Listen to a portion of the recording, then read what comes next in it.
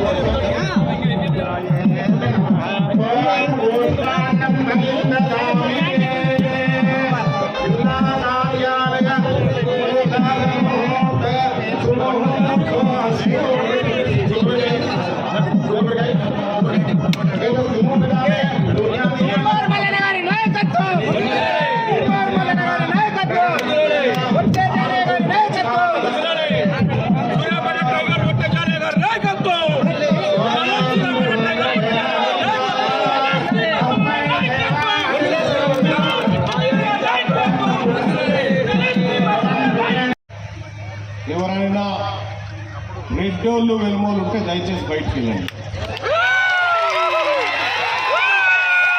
ఇలా ఉండాల్సింది నా బీసీలు, నా ఎస్సీలు, నా ఎస్టీలు, నా మైనార్టీలు మాత్రమే ఉండాలి. నా సోదరులు మాత్రమే ఉండాలి. ఇలా ఇది మా సభ.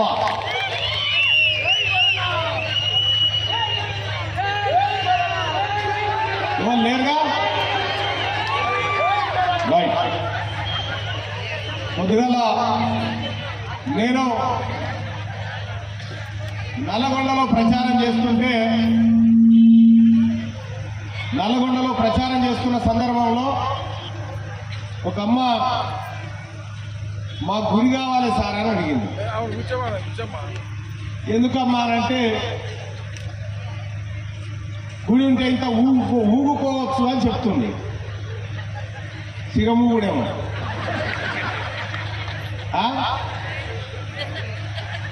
సిగం ఊగుతారుగా, మీకు తెలుసు కదా, ఊగుతారా లేదా? మీరు చాలా మంది సిగము కట్టోళ్ళని చూసిరు కదా. ఈ సిగము కట్టోళ్ళ దాంట్లో ఒక్క రెడ్డాల సిగముగా చూసిరా? మీరు ఒక్క వెలమాన సిగముగా చూసిరా? ఎవరన్నా కట్లే? చూడకపోతే చేయలేమంటే చూడలేదని చెప్పురి. కరెక్టేనా? అందుకే వాళ్ళని నేను విలువలేదు. ఇది మనది. ఇక్కడ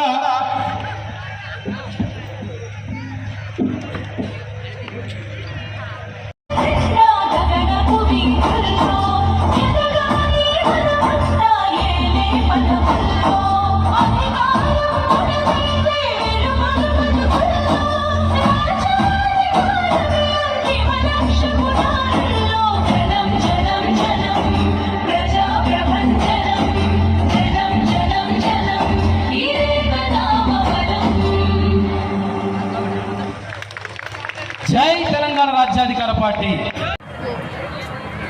Rajani Kumar Yadav garu, Telangana Rajyadhikara party state youth president Boddupalli Chandrashekar garu, అదేవిధంగా టీఆర్పీ రాజ్యాధికార పార్టీ స్టేట్ కార్యదర్శి తిరు నాగరాజు గారు, తెలంగాణ రాజ్యాధికార పార్టీ సూర్యాపేట జిల్లా అధ్యక్షులు ఎక్స్ జెడ్పీటీసీ మామిడి అంజయ్య గారు, అదేవిధంగా కార్యదర్శి సూర్యాపేట టీఆర్పీ జిల్లా కార్యదర్శి మీర్ అక్బర్ గారు, తెలంగాణ రాజ్యాధికార పార్టీ సూర్యాపేట జిల్లా ప్రధాన కార్యదర్శి, అదేవిధంగా టౌన్ ప్రెసిడెంట్ తెలంగాణ రాష్ట్ర పట్టణ అధ్యక్షులు కుంభం నాగరాజు గారు, తెలంగాణ రాజ్యాధికార పార్టీ తెలివి కల్లా అన్ని రకాలుగా ప్రజల పట్ల ప్రేమ అభిమానం కలిగినటువంటి బిడ్డలు ఈ సూర్యాపేట మున్సిపాలిటీలో అభ్యర్థులుగా నిలబడ్డారు.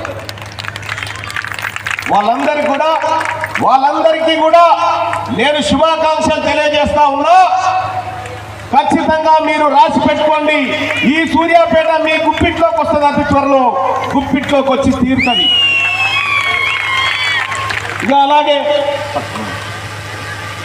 అలాగే మీ సీట్లలో మీరు కూర్చోండి. అభ్యర్థి